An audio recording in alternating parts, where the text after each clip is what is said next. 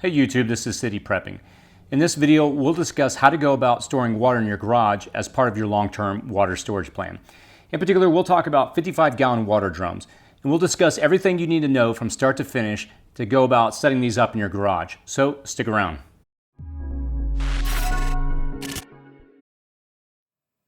You can show your support for this channel by clicking the like button, sharing on social media, providing feedback in the comments section, and don't forget as a subscriber to click the bell icon below to get updates. Enjoy the video. In this video, we'll discuss the following: where you can get 55-gallon drums. We'll discuss what you'll need on hand to prepare to store these barrels long term, how to disinfect and clean them, how to properly fill them with water, how to store them away, and how to siphon water out of them. So where can you pick up 55-gallon barrels? I found the best deal so far on Walmart.com. The price often fluctuates between $50 to $60 USD on their website. You can also pick them up on Amazon and other various websites. I'll post links in the description section with the options I found online. Now be careful not to pick these up used on websites like Craigslist unless you personally know or trust the seller, as you don't know what's been stored in the barrels in the past.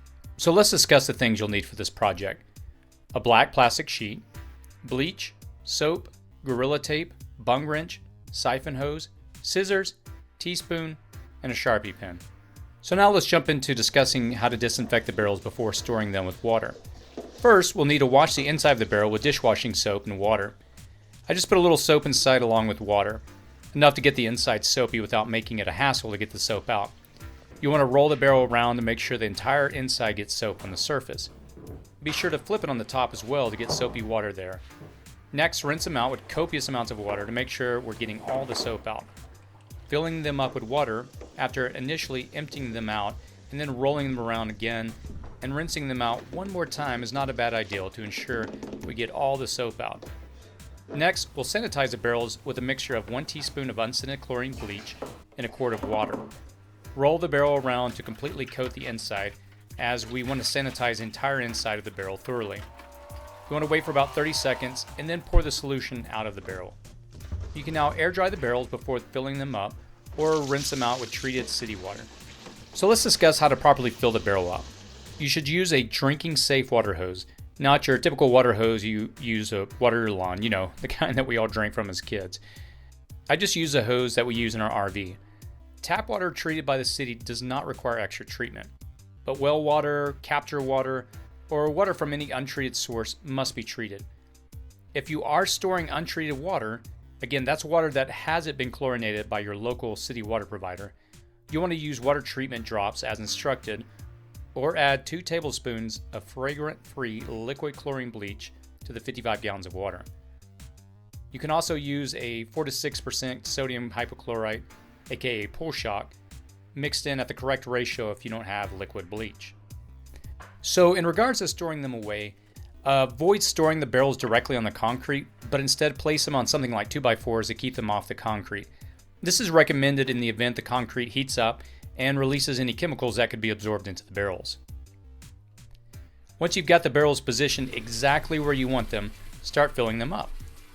If you fill them up in a place where they're not ultimately going to be stored, they'll weigh over 400 pounds and be extremely difficult to move.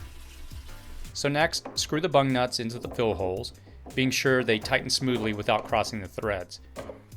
Then use the bung nut wrench to tighten the bung nuts, effectively sealing your water and protecting it from the outside contaminants. Also, it's a good idea to write on the side of the barrels information regarding when you store them, if you add any additives to the barrels, and if the water is potable or not. I have a few barrels that I purchased at garage sales that I do not use for drinking water, but rather keep water in them for other purposes like sanitation, and I clearly mark them as non-potable. I also put rope between the 2x4s to secure the barrels from tipping over. Living in earthquake territory, I don't want these to easily fall over if there's a big enough event. For my setup, I decided to cover the barrels with a plastic liner for 2 reasons. One, I don't want direct sunlight hitting the barrels. While they are blue barrels, which will effectively prevent bacterial growth, I wanted 1 extra layer of protection to keep sunlight from hitting the barrels, as opening our garage door causes a flood of sunlight to pour into our garage. And secondly, and just as important, is OPSEC. OPSEC simply stands for Operation Security, and in the context of this video, I simply do not want these barrels observable from the street. Reason being is I don't want to be remembered as a guy with all the water stored in his garage. In the event of a disaster when people are looking for resources, I don't want desperate neighbors lining up outside my door. I simply went down to my local Home Depot and picked up black plastic liner. I got 3.5 mil thick, which is thick enough and it doesn't have to be overly sturdy. Before I hung up the plastic liner, I measured the height of the area I needed to cover. I cut the liner for the height I need, and then using some sturdy thumbtacks designed for furniture, I hung this up. I used Gorilla Tape to put a backing on the places on the plastic sheet where I drove the thumbtacks through in order to prevent tearing of the plastic. I went around the entire shelf hanging this up and then circled back to secure the plastic sheet at the very bottom as well. Last point is how to siphon your water. All you have to do is position a bucket or a similar water container near the water barrel so the siphon hose will slope downward. Insert the siphon in the copper valve into the barrel and the bare plastic end into the smaller container. Keeping the siphon end fully submerged in the water, shake the hose in a vertical up and down motion. After a few seconds, water will flow on its own, and then you can stop shaking the siphon hose. So there you have it. Setting up your own water reserve system in your garage is pretty straightforward and easy process. Just takes a little time and just going through, cleaning these up, setting up some shelves, and then stacking them in properly. If you have any questions on anything that I present in the video, please post in the comments section below and I'll provide feedback or any insight that I have into any questions you may have. Again, thanks for taking the time to watch this video. If you enjoy, please share on social media, click the like button, and as always, be safe out there.